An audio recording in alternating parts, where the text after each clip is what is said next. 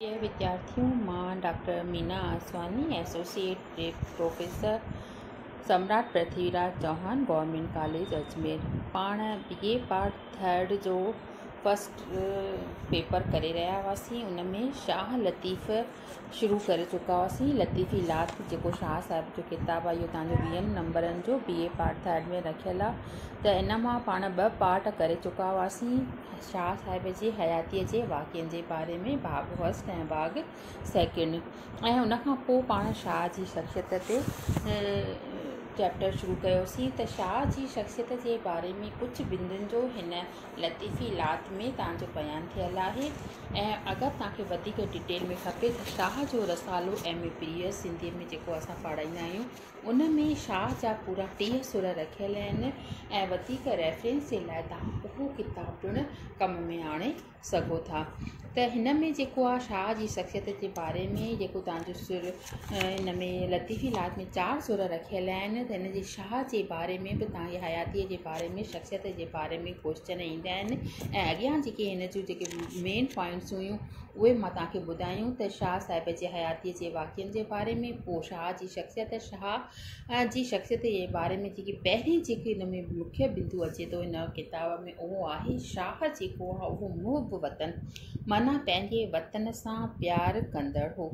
उन जे बारे में असांखे ॿुधाए थो लेखक त कुदरतन हर हिकु शाइर मुहिब वतन आहे, माना हर हिकु शाइर कुदरती तरह सां पंहिंजे वतन सां प्यारु कंदड़ आहे।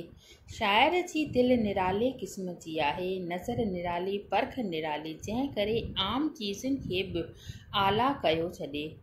उन हूंदे बि अक्सर हर कंहिं शाइर पंहिंजे वतन जे दिलपज़ीज़ शयुनि खे ई पेश आरायो आहे ऐं संभालियो आहे।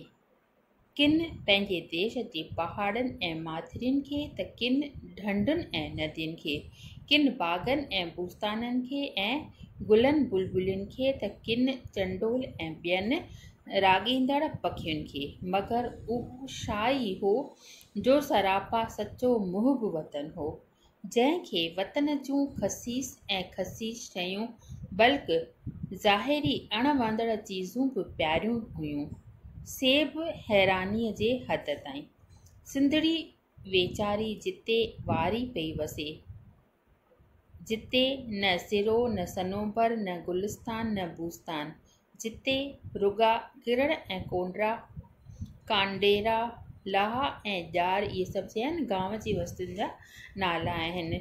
लीड़ो ऐं लाड़ी, खटणहार ऐं वारीअ फुल, थर जा लोहेड़ा ऐं सुरकसर, बुबर ऐं कंडी, तिन जा ई सुहिणा चिट चिटिया अथसि ऐं सिंध जा गुण ॻाता अथसि। शाह पाण हालनि जे भरिसां रहंदो हो। 3 ॾींहंनि में सिंध दरिया हालनि जे भरिसां वहंदो हो। शाह हैदराबाद बि आयो वियो। 3 ॾींहंनि में ठट्टो ऐं शाह बंदर वापार जा मशहूरु मर्कज़ हुआ, जिते अक्सर ई ईंदो वेंदो हो।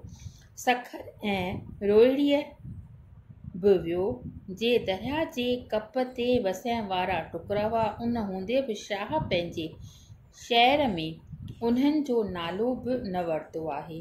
खेसि थर जो वारियासो पासो ऐं यादि आहे। सुर सारंग में त थर खे ई हिन यादि कयो आहे। चए थो त बर वठा थर वठा वठियूं तरायूं, प्रह जो पटनि ते कन विलोड़ा वायूं। वरी थो चवे त मुंद थी मंडल मंडिया, ताड़े की तवार, हारनि हर संभाया, माना किसाननि जेके आहिनि पंहिंजा हर संभालिया आहिनि। सराहा थिया संगार, अॼु पिणु मुंहिंजे यार बसण जा वेही सघिया, अॼु पिणु मुंहिंजे परमात्मा, मुंहिंजे ईश्वर अलॻि अलॻि रूपनि में वसियो आहे ऐं उन्हनि हारनि ते, उन्हनि किसाननि ते पंहिंजी महिर जी नज़र विधी अथई। ॾिसो त हमदर्दीअ सां मींहं जे मौसम में ग़रीबनि जे माठीणो ख़ुशीअ जो कहिड़ो न अजीब इज़हार थो करे। मालदार जी ज़ाल पंहिंजे मुड़ुस खे थी चवे त हाण मींहुं वसियो आहे, गाह थिया आहिनि, बुख ऐं तंगी कान्हे, सो पंहिंजे माल न विकिण। चवे थो त कांद म विकिण, धण सबोई दार, अबरियूं सबरियूं पंहिंजूं सिसियूं सभु संभार, बन छॾे छन पई वञी विल्हारनि वार त अचे अङण ॿाहिरि सरला कंदी सॾड़ा। मतिलबु त छा थी चए त ए कांध ए प्यारा तूं मां विकिण कुंडियूं, माना इहे जेकी कुंडियुनि वारियूं जंहिंजा जेके सिंग आहिनि कुंडियूं आहिनि उन्हनि गांयुनि खे न विकिण। धण सभई दार उन्हीअ खे पंहिंजे अंदरि रखी करे पाल, उहे सभु सुठियूं आहिनि, उन्हनि खे तूं संभाले रख। जेके पाण वटि आहिनि उन्हनि जी तूं चङी तरह सां संभाल रहो। त सरला कंदी सॾड़ा मतिलबु उन्हनि जा सॾड़ा असांखे पिया ॿुधण में ईंदा त असांजे अंदर में बि मस्ती छायल हूंदी। इहा त थी हारियुनि ऐं मालदारनि जी सराही, पर शाह साहिब चौपाए माल बल्कि खसीस वलियुनि ऐं भाॼियुनि खे बि नथो विसारे। चए थो त मुंद थी मंडल मंडिया की ओढ़ियनि ओक, छाछर थी छननि में मेहूं चरनि मोक, सरहियूं थियूं संघारियूं पोयो पाइनि तोक, मेहा चिबर फूंगियूं जित थियनि सभई थोक। माना तमामु घणे अंदाज़ में लाहे मथां लोक डोलाए जा ॾहियड़ा। मगर शाह जी वतनी हुब सुर मारवीअ में कमाल वारी आहे। मारवी पंहिंजनि पखनि खे ऐं मलाहनि खे वधीक थी सम्झे। ॾुथ ॾोरे लुलर ऐं लुभ आड़े सां पुलाव नथी पाड़े। खैरी लोई रेशम खां वधीक नरम थी सम्झे।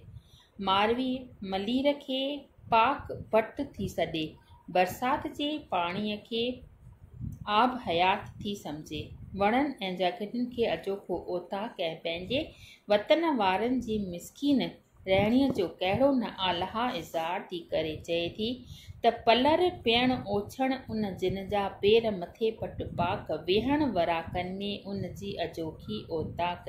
शाह खे न रुॻो पंहिंजे वतन जी ग़रीबी ऐं सुञ पसंदि आहे, बल्कि मिटी बि मुश्क थी बाहे, माना मिटीअ मां बि उनखे तमामु घणी ख़ुशबू पई अचे। चवे थो त वतन जी ग़रीबी ऐं सुञ बल्कि मिटी बि मुश्क थी पाए। संधी जा साणे अखी खथूरी माया, मूंखे जेके पहिरीं वतन मां जेका मूंखे मिली आहे उन ई खथूरीअ खे मां तमामु घणी सुठो सम्झां थी। पंहिंजे वतन जी मिटीअ खे मारवी चए थी त उन्हीअ खे तमामु ख़ुशबूदार सम्झां थी। परदेस जे मिठे पाणीअ ऐं शरबत खां वतन जो खारो पाणी वधीक लज़ीज़ थो लॻेसि। मारवी कीअं न उकीर मां सिक मां थी चवे त वरसे खारा खूह सिंजम जे साणीअ से। मूंखे उहे खूह यादि आहिनि जिन ते मां पंहिंजे पीढ़ीअ सां गॾु उन्हनि खूहनि सां पाणी कढियो हो। न रुॻो एतिरो, पर मारवीअ जॾहिं पेट पट ते मथे खे विहाणे बदिरां बाहूं ॾेई सुम्हंदी हुई तॾहिं खेसि पंहिंजे बखरियुनि रिढियुनि जे फोलियुनि मां बि अतर अंबीर जी ख़ुशबू ईंदी हुई, जिन खे पेई सारे थर मुल्क अरेज जिते रेज न थिए। जहिड़े सुञे मुल्क लाइ बि ज़ार ज़ार रोई थी चवे त पासा पालोड़ियुनि में बाहूं सिर ॿेई, अखियूं नक अरेज रे टियाटम टेई। आख़िर शाह जे हिन बैत जी सिट सिट मां हूंद सदके वञे। चवे थो त वाजाहे वतन खे सारे ॾींहं साह हियो ही सिर साणीअ साम्हूं मुंहिंजो निज मियां मुका मियाणी मारवी वञी थर थियां मुआए जियां जे वञे मड़ मलीर। जेकॾहिं मरण खां पोइ मुंहिंजो सर जेको आहे, मुंहिंजो जेको लाश आहे उहो मलीर ॾे वञे त मरण खां पोइ बि मां जीअ पवंदसि। इहो शाह जो जेको बैत आहे तमामु इम्पॉर्टेंट आहे ऐं घणेई दफ़ा तव्हांखे एग्ज़ाम में बि पुछियो वेंदो आहे त मारवीअ जो जेको मुख्य बैत आहे वतन जे लाइ उहो कहिड़ो आहे। त इहो जेको आहे इहो उनजो मुख्य बैत आहे जंहिंमें हिन जी वतन जे लाइ पुकार नुमाया आहे दर्शित थिए थी। लाश वतन वञी पहुचे त हूं त उथी जीअरी थी पां, कहिड़ो न नाज़ुक ख़्यालु ऐं केॾी न बेहदि उकीर भरी आस ऐं अपार उमंग भरी अक़ीदत यानी विश्वास। शाह मारवीअ जे रग रग मां सील ऐं वतनी हुब जो आलाप थो आलापे।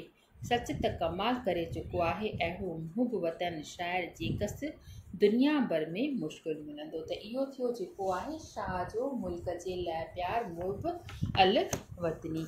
नेक्स्ट पॉइंट पाण सुभाणे खणी ईंदासीं शख़्सियत जी। शाह कीमयागर कहिड़े रूप में आहे। बसि अॼु एतिरो।